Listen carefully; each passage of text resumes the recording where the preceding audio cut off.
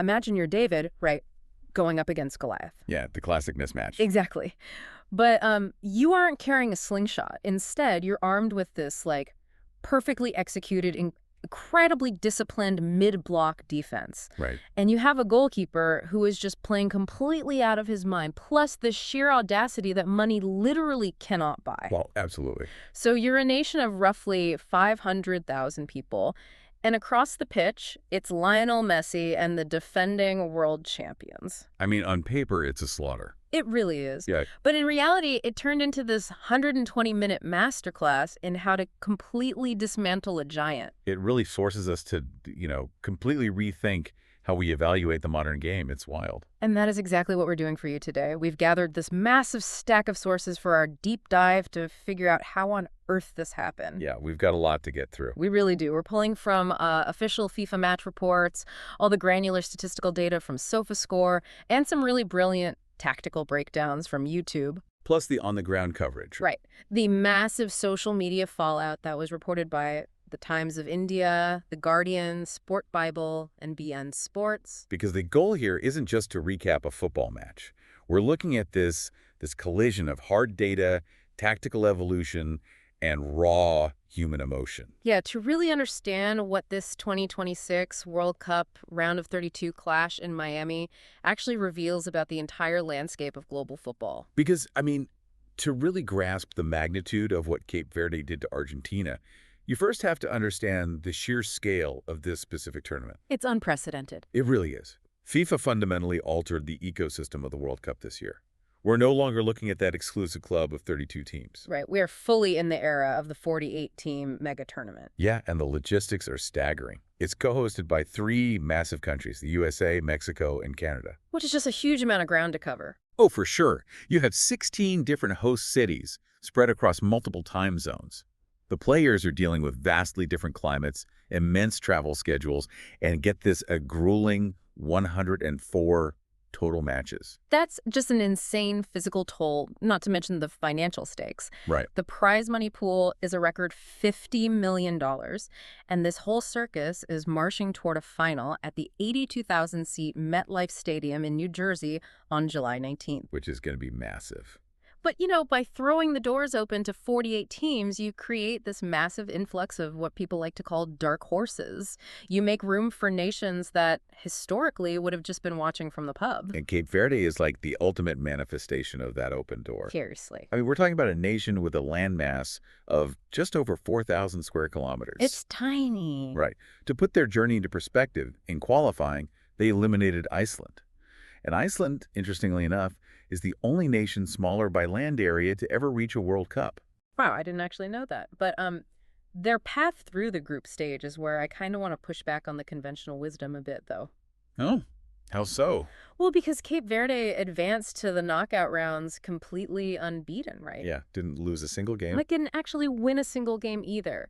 They relied entirely on 3 incredibly hard-fought draws. Right, I see where you're going with this. Yeah, like a lot of pundits might look at that and say they just got lucky. It feels a bit like a student passing a massive final exam by just guessing C on every multiple choice question. Just sliding by. Exactly. Like, you survive, sure, but do you actually know the material? I see why it looks that way on paper, for sure. Yeah. But I'd argue it's actually the complete opposite. Really? Yeah, advancing purely on draws against mathematically superior opposition isn't multiple choice guesswork. It is an absolute masterclass in the material. Okay, break that down for me. Think of it more like a judo fighter. Oh, interesting. You aren't constantly throwing punches. You are absorbing the weight and momentum of a much larger opponent, and you're just waiting for them to overbalance. So they're basically letting the bigger teams exhaust themselves trying to land a knockout blow. Precisely. Earning a draw against a team with better, faster, wealthier players, it requires a phenomenal level of defensive organization. Right, you can't just stumble into that. No, you have to maintain your tactical shape without the ball for 90 minutes straight. It proves to the rest of the tournament that you are incredibly difficult to break down. And that frustration just builds up. Exactly. It forces the opponent to become frustrated, to overcommit, and to make fatal mistakes. Which is the exact trap they laid for Argentina at Hard Rock Stadium. Oh, those textbook. The scene there was just incredible. You've got 64,478 fans in the stands. The Miami Heat is just oppressive. The pressure is astronomical. And for the first half hour, it really looks like business as usual for the defending champions. It really did. In the 29th minute, Argentina strikes. Lisandro Martinez floats this pinpoint pass over the top, and Lionel Messi just casually lifts it over the Cape Verde goalkeeper, Vozinha. Which, by the way, that goal alone was historic. It marked Messi's 20th World Cup goal, and it meant he has now scored in a record-extending 8th successive World Cup match. That's just wild. Yeah. And if you're Cape Verde, that is the exact moment your spirit is supposed to break. But they don't fold. Not at all. In the 59th minute, they equalize. Deroy Duarte manages to finish a shot right through Lisandro Martinez's legs. The stadium is completely stunned. No one saw it coming. And we go all the way to extra time. Then in the 92nd minute, Lisandro Martinez redeems himself, smashing one in from a corner. So it's 2-1 Argentina. The Cinderella story seems officially over at that point. Right, the giant has woken up. But then, and this is crazy, in the 103rd minute, Cape Verde's left back, Sidney Lopes Cabral, finds himself on the edge of the box and just curls in this genuinely unbelievable highlight reel strike. 2-2. I mean, to have the composure to hit a ball like that in the 103rd minute against the reigning champions, that speaks volumes about their psychological conditioning. It really does. But it takes a tragic twist to finally end it. 111th minute, Messi whips in a corner, and Cape Verde defender Dini Borges accidentally diverts it into his own net. Ugh. Heartbreak. Total heartbreak. 3-2 Argentina, and that is how it ends. But if you look at the statistical breakdown from SofaScore, you are hit with this massive paradox. Oh, the disparity is almost comical. Right. Like Argentina held 64% possession. They completed 849 passes compared to Cape Verde's 476. Almost double. Yeah. They fired off 22 shots to Cape Verde's 16. Their expected goals, or XG, sat at 2.16 to Cape Verde's 0.45. Wow. And they completely dominated the penalty area. 51 touches inside the box compared to Cape Verde's 16. And Messi was given a 9.5 rating for the match. He had 9 shots, created 4 key passes, and basically just ran the offense for 2 hours. He was everywhere. So, looking at those numbers, Argentina dominated in literally every metric that we usually care about. Right. Yet, social media erupted with absolute fury. The Times of India covered this brilliantly. They noted fans were calling Argentina a fraudulent team. Wow. Yeah, one viral comment said Cape Verde completely exposed them. Another read, Argentina won the game, but Cape Verde won our hearts. Which is so telling. It is. Why is there this massive contradiction between a stat sheet that screams domination and a public perception that screams fraud? Well, it's because that stat sheet fails to measure the difference between possession and control. Okay. The YouTube tactical analysis we reviewed hammered this point home. Having the ball for 64% of the match does not mean you are controlling the game. Interesting. In fact, Cape Verde weaponized Argentina's possession against them. How so? They wanted Argentina to have the ball because they recognized this glaring flaw in Argentina's structural setup, specifically their rest defense. Okay, so if I'm trying to picture rest defense, is it basically like leaving the back door of your house locked while everyone else is out at a massive block party in the neighbor's yard? Like, you assume it's fine until someone sneaks in. That is a great starting point, actually. But in elite football, it's far more dynamic than a locked door. Okay. Rest defense refers to the specific positioning and structure of the 2 or 3 defenders and holding midfielders who stay back while the rest of their team is aggressively attacking. Right. When you push 7 players forward to break down a stubborn team like Cape Verde, those few players left behind, that's your rest defense. Got it. And their job isn't just to stand there watching the game. They have to proactively position themselves to snuff out a counterattack the exact second their team loses the ball. So when the ball inevitably gets turned over, they're the ones meant to instantly put out the fire before it spreads. Correct. And the analysis pointed out that Argentina's rest defense was heavily disjointed. They were arrogant with their positioning. So they were vulnerable. Exactly. So when Cape Verde won the ball back, they didn't just clear it blindly out of panic. They looked up and saw massive, wide-open channels of space to run into.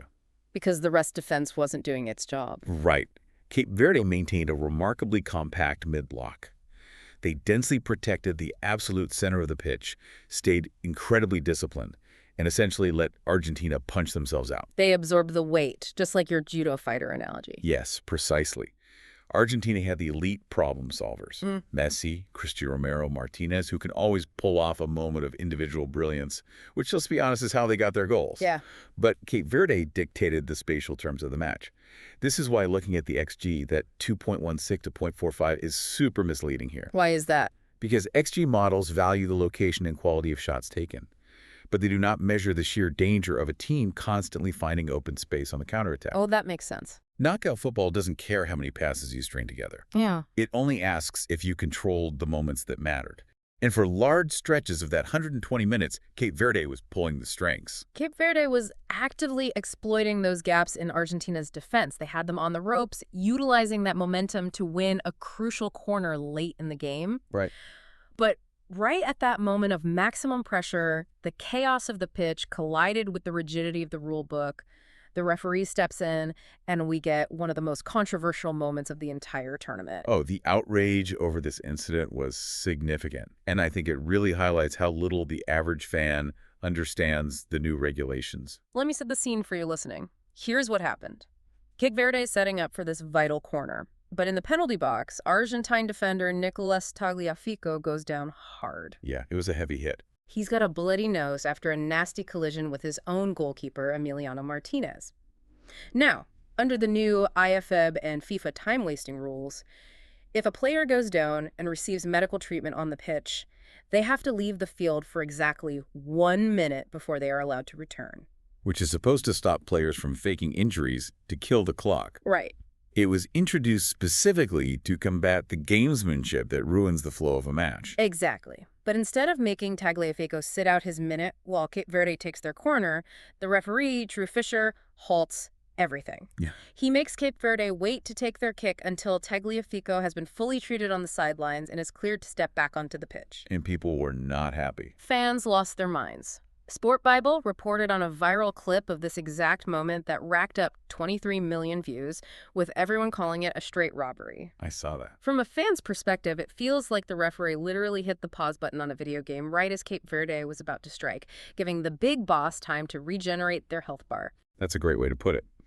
Optically, it looks like a terrible injustice, especially when the entire stadium is rooting for the underdog to slay the giant. Right, it feels rigged. However, if we look strictly at the IFAB laws of the game, the referee was technically flawless in his execution. Wait, really? Yeah. The fans screaming about the 1-minute time-wasting rule are missing a crucial distinction. That rule does not apply to blood injuries. Oh, so the presence of blood completely overrides the time-wasting protocol. Entirely. Because Tagliafico was actively bleeding, a much older and stricter health and safety mandate kicks in. Okay. The player must leave the pitch immediately, and they can only re-enter the game when the referee is personally satisfied that the bleeding has stopped completely and that all traces of blood have been removed from the player's kit. So there's no set timer. Right, there is no 1-minute timer on a blood injury. You wait until the medical situation is completely resolved. So delaying the corner until the player was legally allowed to return, while incredibly frustrating for Cape Verde, was actually the correct interpretation of the rules. That is fascinating. So it wasn't a conspiracy to protect Argentina. It was just incredibly strict adherence to a completely different section of the rule book. Exactly. And honestly, this intense, unyielding rigidity seems to be the defining theme for how FIFA is running this 2026 World Cup. The sources note that FIFA's strictness doesn't just stop at the edge of the pitch. It extends all the way to the trophy itself. Oh yeah, FIFA maintains a level of absolute control over the tournament infrastructure that kind of borders on the obsessive. Seriously? For example, the winning nation doesn't even get to keep the actual solid gold World Cup trophy. I couldn't believe that when I read it. According to their official regulations, the winners only receive temporary custody of the trophy. It's surrounded by intense security, and they are legally obligated to return it upon FIFA's request. They just get a bronze replica to take home, right? Yeah. And the presentation ceremony is just as heavily orchestrated. Our sources mention that U.S. President Donald Trump is currently slated to be the one to present the trophy to the winners on July 19th at MetLife Stadium. Yeah, that's the plan. And just to be perfectly clear to you listening, our job in this deep dive is simply to convey the facts as they are reported in the source material, completely impartially. Absolutely. We aren't taking any political sides here. We are just outlining the sheer scale and the rigid, pre-written protocols that FIFA demands for an event of this magnitude. It really just reinforces the reality that nothing about this tournament is left to chance. Right. From a single drop of blood on a defender's shirt to the involvement of heads of state during the final broadcast, every single moment is governed by a highly formalized structure. But, while FIFA is strictly enforcing the old rules off the pitch, the teams advancing through this tournament are actively rewriting the rules of global football on it. Oh, without a doubt. We've talked a lot about Argentina surviving by the skin of their teeth against an African island nation. But the sources, specifically the coverage from League.com, come point out an even broader global shift happening right now. Yes, the Americas. Exactly. This expanded World Cup is heavily highlighting the incredible depth of talent playing right here in the Americas. We are seeing stars from Major League Soccer and Liga MX completely taking over matches. It is a very noticeable trend in this round of 32. The traditional paradigm, where, the only players who matter are in the top 5 European leagues, is actively shattering. Let me run through some of these standout performances because they are keeping entire nations' World Cup dreams alive. First, look at Mexico. A huge story. They just ended a 40-year knockout stage drought. Think about the generational weight of that. They beat Ecuador 2-0, securing their first knockout win since 1986. Unbelievable. And who fueled that victory? It wasn't someone playing for Barcelona or Bayern Munich. It was Chivas winger Roberto Alvarado providing a crucial assist, and his Chivas teammate, goalkeeper Raul Rangel, keeping the clean sheet. That is a monumental psychological victory for Mexico, especially as they carry that momentum into a brutal upcoming clash with England. For sure. Then you had the United States. They advanced against Bosnia and Herzegovina despite taking a devastating red card and having to play down a man. Which is never easy. No. And how did they survive? A defensive masterclass led not by European superstars, but by MLS veterans Tim Ream from Charlotte FC and goalkeeper Matt Fries from New York City FC. Right. And let's not forget Colombia, where Atlas goalkeeper Camilo Vargas secured a razor-thin 1-0 win over Ghana. It's a huge shift.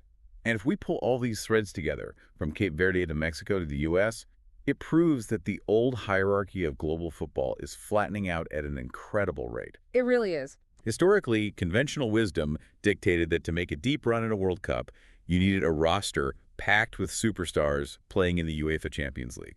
Right. You needed a team full of guys from Real Madrid and Manchester City. Exactly that. Yeah. But what we are seeing in this expanded 48-team era is that tactical discipline and collective buy-in are bridging that massive talent gap. Because it's not just about individual skill anymore. No, look at Cape Verde's roster. They utilize diaspora players, 12 guys who were born in the archipelago but who play their club football in much lower-tier European leagues. Right. Look at Mexico and the U.S., heavily anchored by Liga MX and MLS talent. You no longer need a squad of globally recognized $100 million megastars to execute a winning game plan on the biggest stage in the world. That makes total sense because the information itself isn't hoarded anymore, is it? No, not at all. The tactical breakdowns, the data analytics, the advanced sports science, it's everywhere. It isn't just locked up in the training grounds of a few super clubs in Europe. The democratization of football knowledge is the great equalizer here. Yeah. A well-coached, unified team of players from regional leagues can absorb those advanced tactics and completely neutralize the individual brilliance of a traditional powerhouse. Which really brings us to the emotional core of this entire story because, data analytics and tactical rest defenses are fascinating, but football is ultimately played by human beings carrying the weight of their nations. Always. And the quotes from the managers after this 120-minute Miami thriller are just incredible. Bubista, the Cape Verde coach, talked about how his team played with dignity and courage. Yeah. He said they showed the entire world their true identity and proved that they absolutely belong on a level playing field with the Giants. It was a performance that completely transcended the final scoreline on the board. Truly. They didn't win the match, but they became an enduring symbol of national pride. And on the flip side, you look at Argentina's coach, Lionel Scaloni. This was a massive milestone for him, his 100th game in charge of the national team. Right. But in the post-match press conference, he just looked completely exhausted.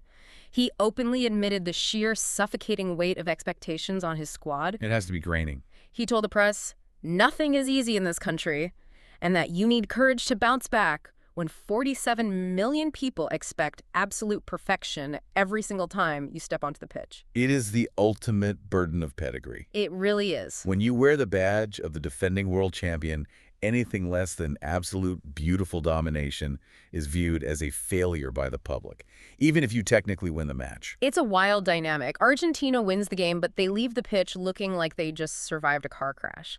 Yeah. Cape Verde loses, but they leave the stadium as absolute heroes. It just proves that in modern football, raw statistics, historical pedigree, and a squad full of superstars can be entirely neutralized by tactical discipline and an absolute unwavering belief in the game plan. It is, without a doubt, the defining lesson of this World Cup so far. So we want to leave you with a final thought to ponder as you watch the rest of this massive tournament unfold. Yeah, think about this. If a newly expanded 48-team World Cup allows a tiny island nation of 500,000 people to tactically expose the reigning world champions on the biggest stage, what does that mean for the future of football's traditional superpowers? It's a great question. As the data analytics and tactical knowledge gap continues to close globally, will national pedigree soon matter less than the unified conviction of an underdog with absolutely nothing to lose? Because if David doesn't need a slingshot anymore, if he just needs a disciplined mid-block, a brilliant understanding of space, and a whole lot of heart, Goliath might want to start looking over his shoulder.